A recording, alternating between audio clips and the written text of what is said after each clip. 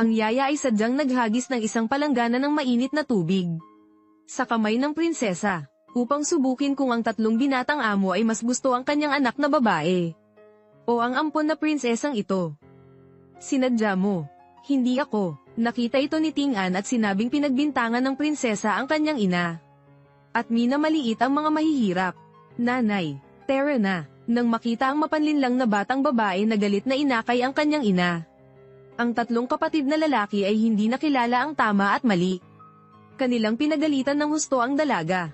Biglang naunawaan ng babae. Ang pagmamahal nila sa kanya ay wala na. Dati, siya ang pinakamamahal nilang hiyas. Sinabi pa nila sa kanya nang may pagmamalaki na bago siya mag-24 taong gulang, kailangan niyang pakasalan ng isa sa tatlong lalaki. Masayang pumayag naman ang dalaga. Hanggang sa dumating si Ting-an. Ang pagmamahal ng kanyang mga kuya ay nailipat na lahat kay Ting-an. Dahil lang sa nagpakasakit siya. At halos mawalan ng buhay para iligtas ang tatlong kuya. Akala mo lang nababawi sila sayo. Sa edad na 24, diretso ka sa opisina ng sibil.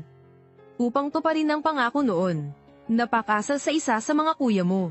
Ngunit sarado na ang opisina at wala pa rin sila. Tumanggap ka ng mensahe mula kay Ting-an. Huwag ka nang maghintay. Ang kuya mo ay nag-aalaga sa akin. Walang mag-aasawa sayo. Ngayon, hindi ka na bulag. Nagpasya kang hindi pa kakasalan ng alinman sa tatlo. At saka, dumating ang lalaki ng tadhana mo. Hoy, ikaw, nagmamadali ka bang magpakasal? Pwede ba akong maging kandidato?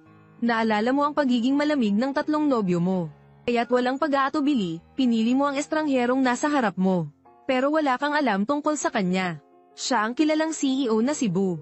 Kaya ikinasal na kayong dalawa. Kailan ang kasal? Medyo nagmamadali ako. Kaya sa loob ng 2 linggo, bigyan mo ako ng kaunting panahon.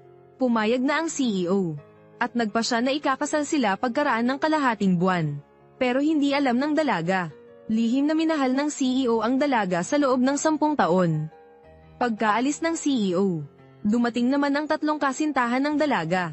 Sinabi nilang nilanat si Zin Ting-an kaya hindi sila nakarating kaagad. Sa puntong ito, ibinalita ng dalaga ang tungkol sa kanyang nalalapit na kasal. Ang resulta, walang naniniwala sa kanya. Akala nila, bata pa siya. At ginawa lang peking marriage certificate para biruin sila. Pagkasabi niyon, kinuha ng kuya niya ang papel at pinunit ito. Pwede mong punitin ang marriage certificate, pero nananatili pa rin ang relasyon ng kasal. Makalipas ang kalahating buwan, inaanyayahan ko kayo sa aking kasal. Ang galing mo, ang saya mong kasama. Makalipas ang kalahating buwan, tingnan natin kung anong